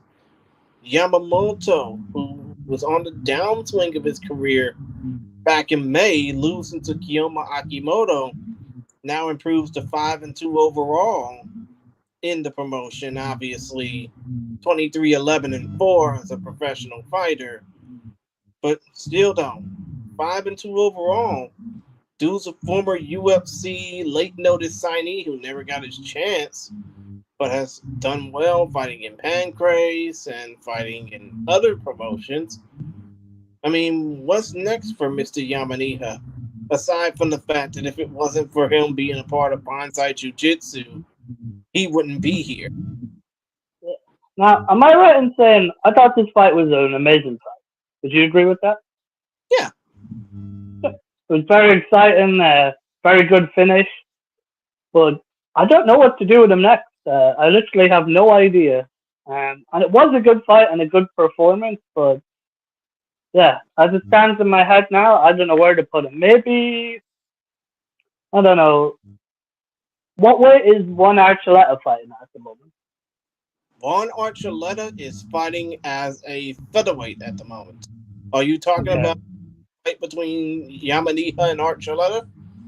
Now, in saying that, Juan Archuleta ain't making weight full stop, so if he goes down, it's probably not, the best idea, but I don't know. I don't know where to put him besides that. I mean, kind of think you're right about that because Archuleta last time out weighed in 7 pounds over the weight limit. Yeah. Japanese food is good, but it's not that good. So basically, that's a no on Yamaniha versus Archuleta. Yeah, I really don't know what to do with him. Definitely give him a fight. It was a good performance, but maybe you have something in mind because I can't think of anything. Man. Still, though, when it comes down to Yamaniha, you don't let good talent go to waste, and Yamaniha is definitely good talent, despite the fact that many people will probably say, "Oh, because he's a part of Bonsai Jiu-Jitsu, he has his job in Rising." I mean, I don't know. Considering the I'm fact, sure Ryzen's probably looking at some Azerbaijani, that's not well known, and going, "Okay, we'll give him. Get him a win, this Azerbaijani fighter, and build him up." That's what I'm probably thinking they're picturing because, like you said, don't let good talent go to waste. So, I mean, yeah, maybe give him an up and coming prospect. I mean, because if you look at Yamaniha's Rising records, 5-2 overall. The only losses he have on his record in this promotion are to Kaya Sakura and Yuki Motoya. Motoya is going to hopefully be fighting for the world title at the end of this year on that Rising card. I mean, on that Rising New Year's card. So, I don't know. The future is kind of looking bright for Yamaniha. It's just the fact you got to find the right opponent to match his wits. Yeah. And I'm sure somebody will call him out. Like, someone will want to fight him because he's a good name. He was in the UFC, you know. Just figuring out who he fights. I'm sure Ryzen. He was only in the UFC for a cup of coffee, like a literal cup of coffee. Because when people come to Ryzen, you know, and they've been in the UFC, like you said, just for a cup of coffee, they just never stop bringing it up. Oh yeah, of course. But you ever noticed that in Rising Confessions? It's like UFC. It's even if they lost in the UFC, it's a strange one. Exactly. And of course, we just mentioned Seigo Yamamoto versus Dark Okudo Shirakawa. You know, winner fights on and Rising, loser goes home. But, you know, when you think about Seigo Yamamoto, a.k.a. Sung Ho Kim, who also fights in Black Combat, I mean, let's just say that fight doesn't happen in Deep. It happens under Black Combat rules in South Korea, or really Japan. If Black Combat and Deep have another show, I mean, who do you see that fight going to if it's in Black Combat?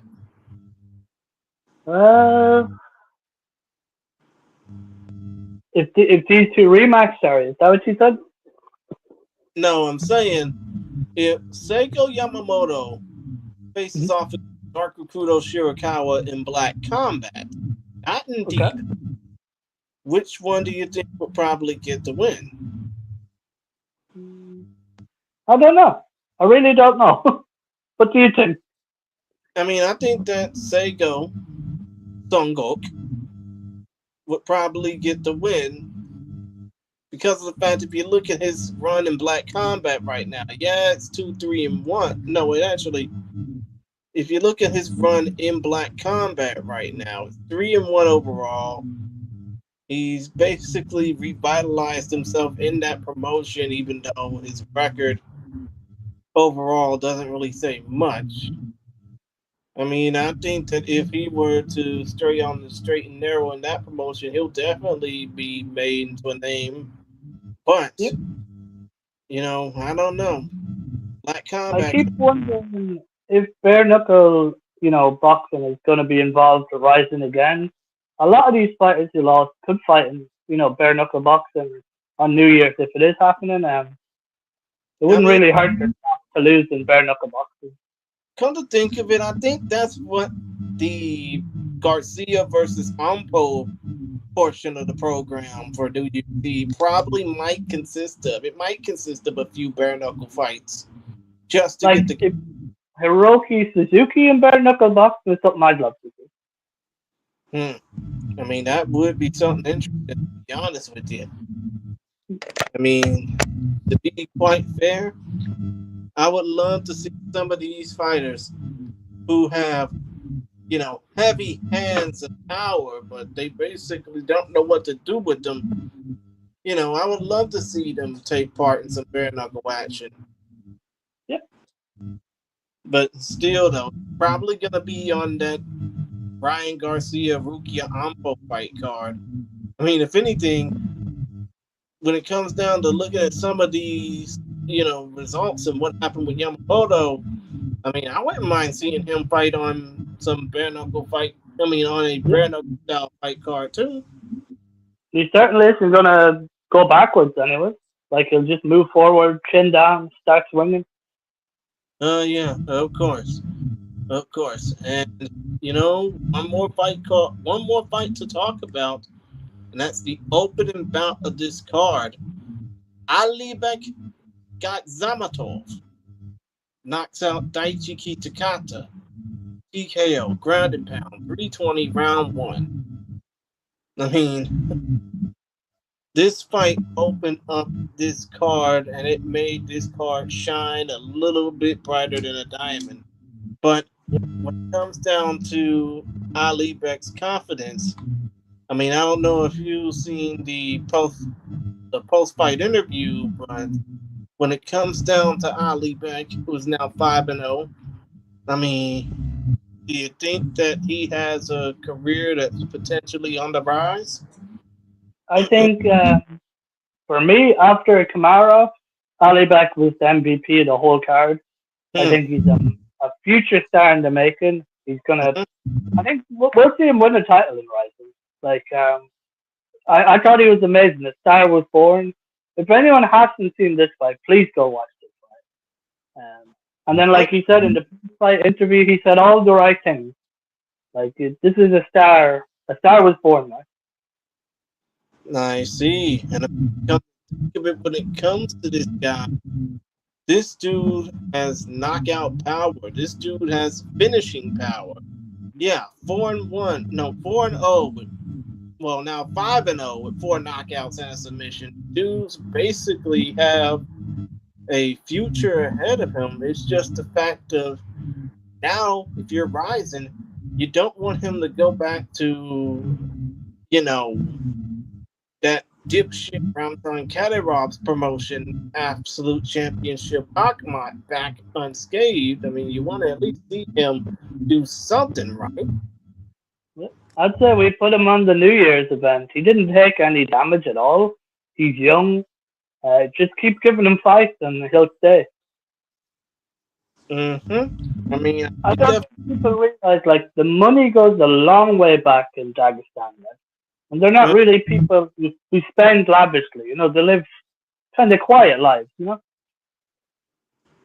Oh yeah, of course, especially considering the fact that you know when it comes down to his future, if it's not going to be about money, it's definitely going to be about power, and the dude's got power for days. And I think a lot of these fighters come over to Japan and they fall in love with it.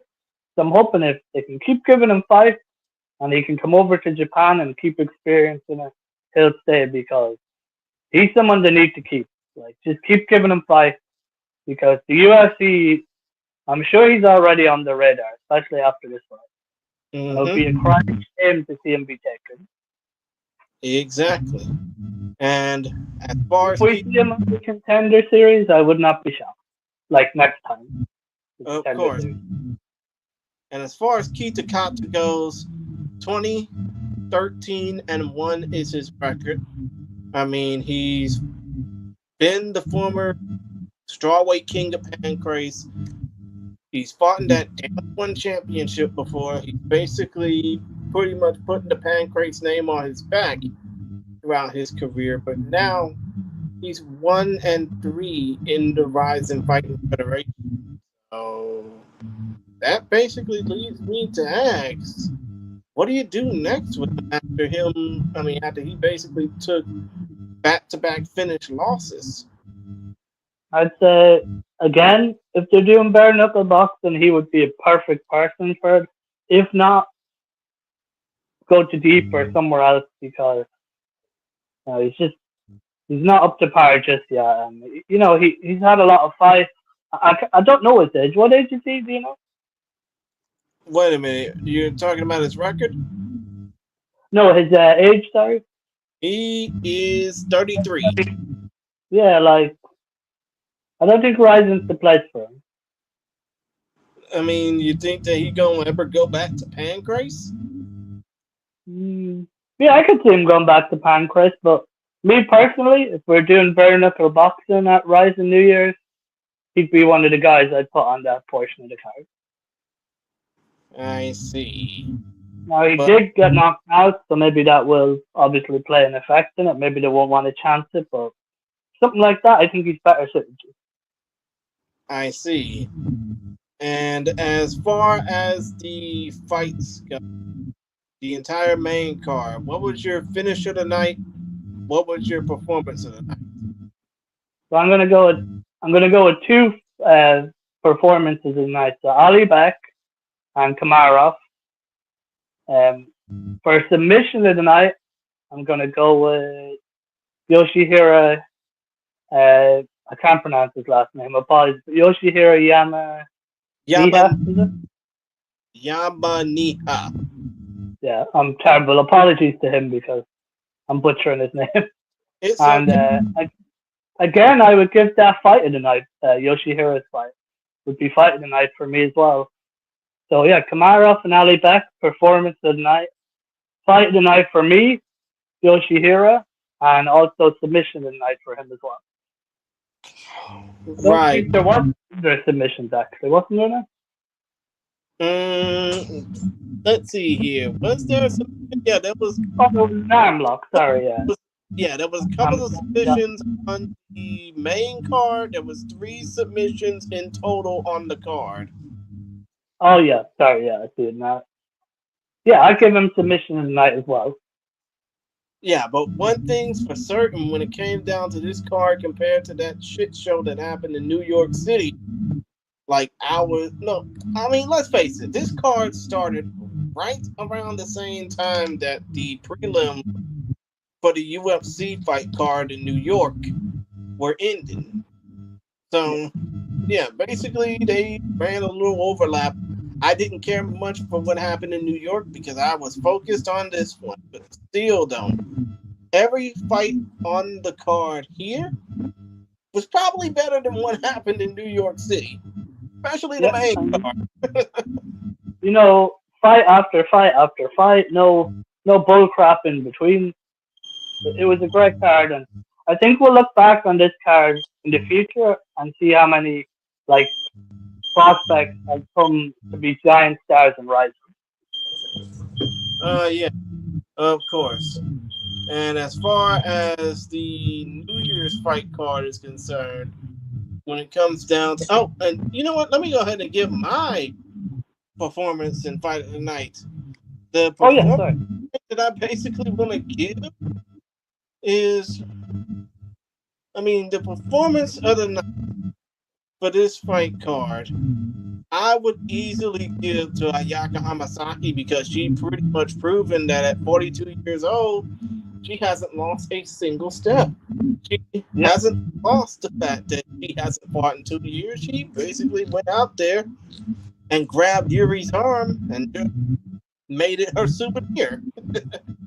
Yeah, exactly. Mm-hmm. And as far as performance of the night goes, I would definitely give my performance, and I'm pretty sure Jay Wolf will watch this back and agree with me. Yuki Ito knocking out Jung Kyung Lee. Yeah. Because the precision in the ground elbow. But then again, probably complained that there was no soccer kick finishes of the night, even though there was a knee finish. Oh, no. Grounded kick. Okay. There was a knee finish, elbow finish. There was like a couple of there was a few grounded finishes on the night. There were even a couple of doctor stoppages. But still, regardless of what I say, like I said, this fight card was probably better than any fight card that happened over the course of that weekend, especially the ones in New York City and the suburbs of Dallas, Texas. I will say, you know, obviously we had streaming issues for the fight, but if people saw the Katie Taylor Amanda Serrano boxing match, that was top class. Oh yeah, that one fight was probably just as good. Some of the fights on this card, but as far as the rest of that fight card for, you know, that Netflix card between Jake Paul and Mike Tyson, it was the main card, let's just say it was an utter dud, especially compared to what happened in Rising over again. Especially when you look at the streaming issues on top of it, it was a disaster. Oh yeah, don't even get me started. I mean, the streaming issues on the Rising card was so clear, so beautiful, so crisp. Whereas Netflix card was just, I mean, it's a wonder why so many people are suing Netflix, at least here in my home state, because of those streaming issues. Oh, it was very, very bad. I had to go rewatch the Katie Taylor Serrano fight because the streaming was so bad. Exactly. And now, real quick, let's go ahead and run down the next thing we're going to be talking about. The Rising Decade card. Now, of course, we already know that the Rising New Year's Spectacular is going to be kicked off or topped off on December 30th. Well, December 30th here in the States. But obviously, it's going to be New Year's morning, where New Year's Eve morning, where you are. Either way, the fight card's going to kick off with Rukia Ampo versus disgraced boxer Ryan King Rye the Flash Garcia in a 153-pound exhibition, which fortunately is going to be more chaotic out the ring than it will be in the ring. Will Ryan Garcia even make it to the fight? I would hope so, for his sake, that he doesn't do anything stupid. I mean, the dude's pretty chaotic as is, especially over the last year, which led to the WB kicking his ass out of their ranks and out of their. Over or under, Ryan Garcia leaves having like 4 more children by the time he goes home. I highly doubt it happen. But still though, when it comes down to the rest of the fight card, in addition to Garcia versus Ampo, there are 6 other bouts that have been announced so far for Rising Decade or Rising 49. Yusuke Yachi versus the debuting Taisei Sakuraba. Ren Yaman Sukiyama versus Karchiga Doubtbeck. Mikio Ueda versus the undefeated Tae In Kim. Yuta Kubo, the smiling sniper with wife issues, versus Razamali Shadulev, the undefeated fighter from Kyrgyzstan. The aforementioned Taka Kenshin taking on the 6'8" Goliath Ed Polo King, making his MMA debut, and the aforementioned Chihiro Suzuki Kleber Koike Herbst world title fight in the featherweight division, which is a rematch of their fight that took place back at Rising 43 back in June of 2020. Now, from what we're basically looking at so far, outside of Ampo versus Garcia, hell, even outside of Chihiro versus Herbst, which fight are you most looking forward to so far for the Rising New Year's Eve festivities? We're basically looking past those 2 fights in general. I'm going to give you one fight, but it's not for the reason people would think. I found out in the Rising Discord, Kubo is not the nicest person, so I'm very happy to see the fight he was matched up with Shalayev.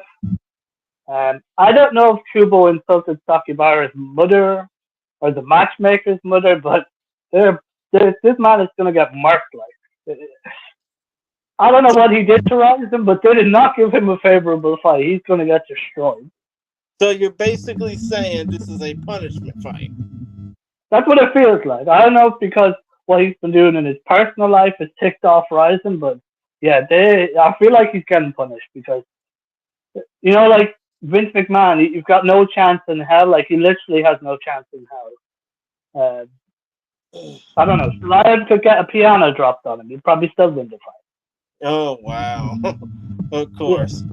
But when it comes down to my thoughts, well, actually, when it comes down to the fight that I want to see on this fight card so far, if you basically put an image of something to my face or something like that, I would easily say that the fight I'm most looking forward to so far, without mentioning the main event or the fiasco that will probably come with Ryan Garcia versus Ampo, I would definitely say it's Yaman versus Karshiga Doubtbeck, because Yaman has the type of bravo, the type of gravitas that comes with his energy that he brings to the cage or he brings to the ring every time he shows up.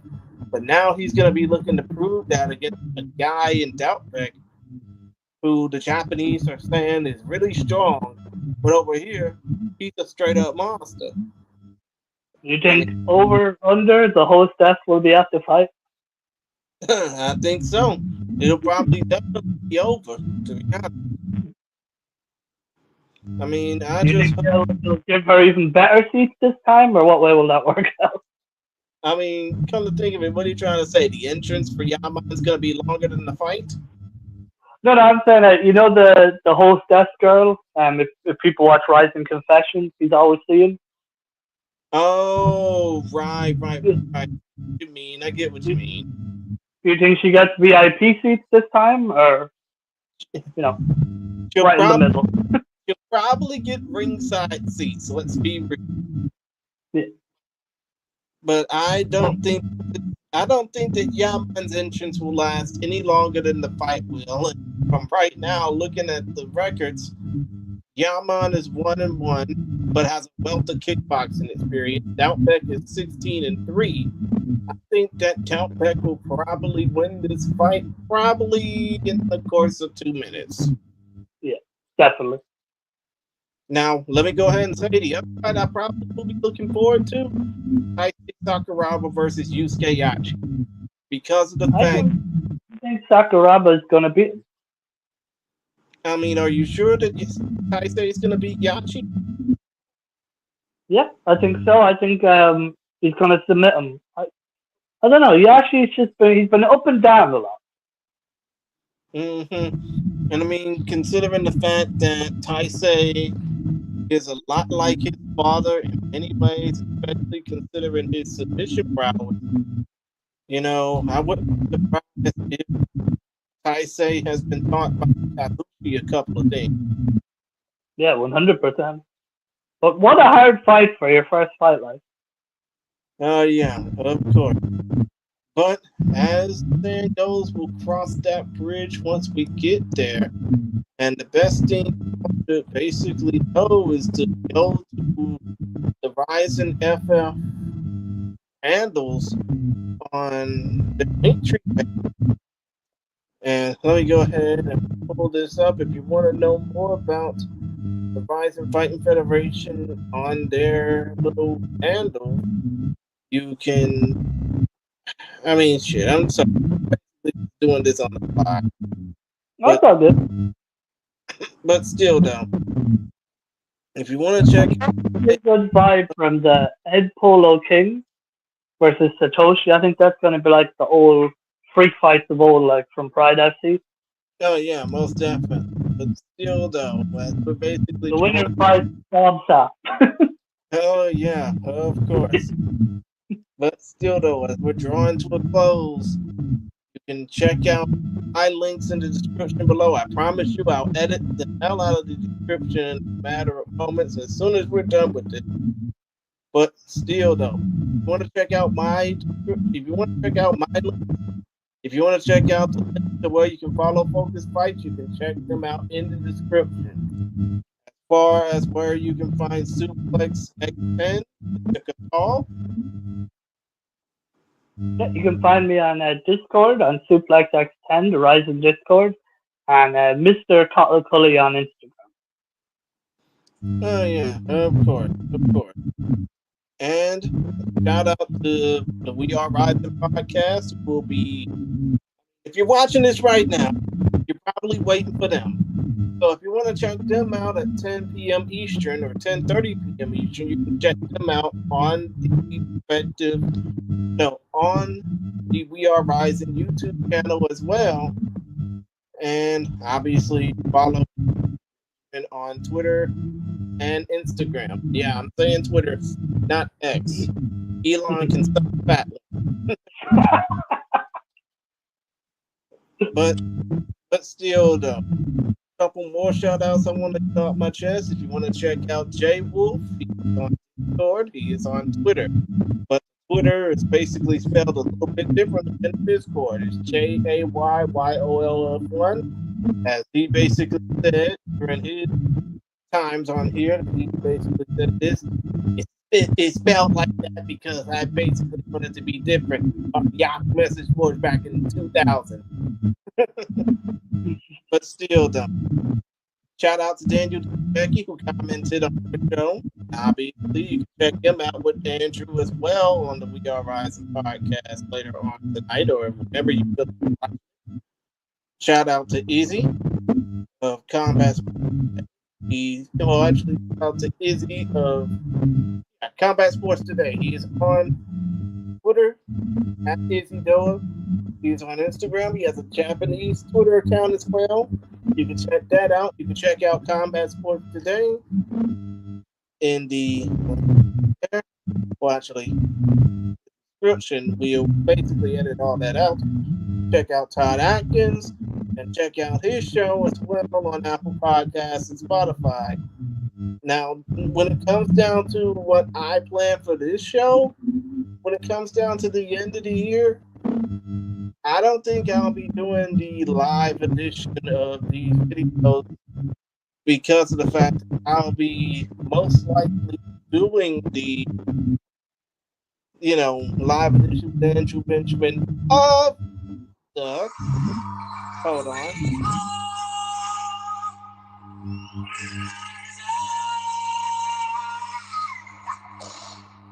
Podcast, but still though, most likely if I do anything else when it comes down to the end of the year, I will definitely put out some podcast episodes, and I will definitely do a podcast only version of the review and preview of the Rising festivities, because I definitely want to get my listeners out there.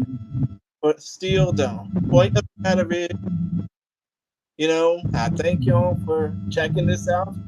I'll definitely be doing more of these down the line if y'all can do all y'all can to support this. And, it's just like we said, if you help us out with about tenfold by giving you some of the best content that there is out there. But other than that, that's about it from us for now.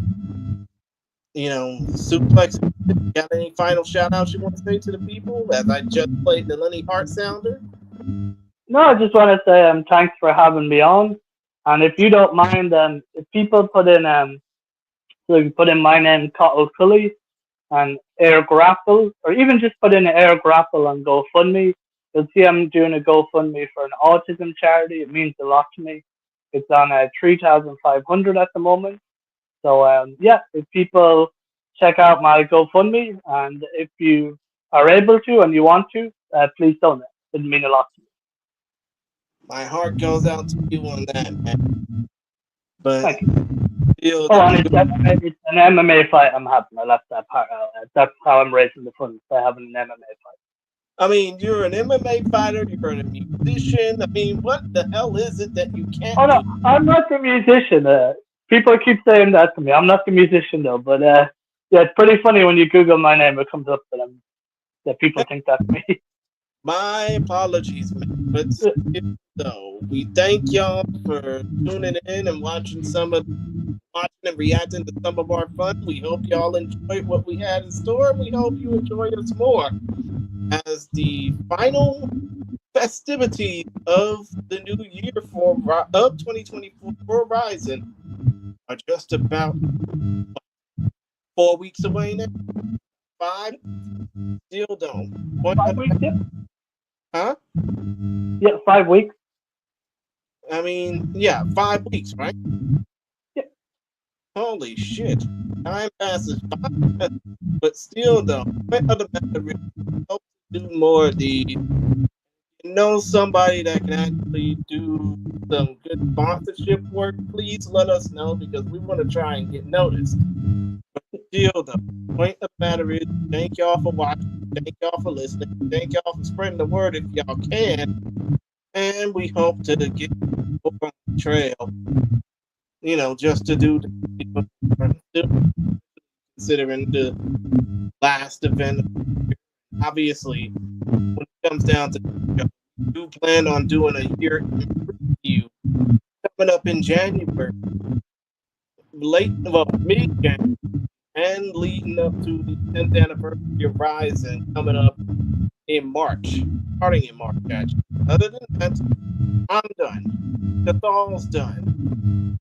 This show is over. That's it from us for now. We say thank you for watching. Peace, my people. The love world. Protect yourself at all times. Keep fighting because you never know who might hear your story. And as a little tribute to Jay, who is not here, I'm not going to say the Lenny Hart sound bites. I'll just say what Jay always says. And I'm pretty sure you know what that means, Thal. Pride never die. Pride is rising. But we say peace, and we're out this way. Talk to y'all later. Thanks, guys.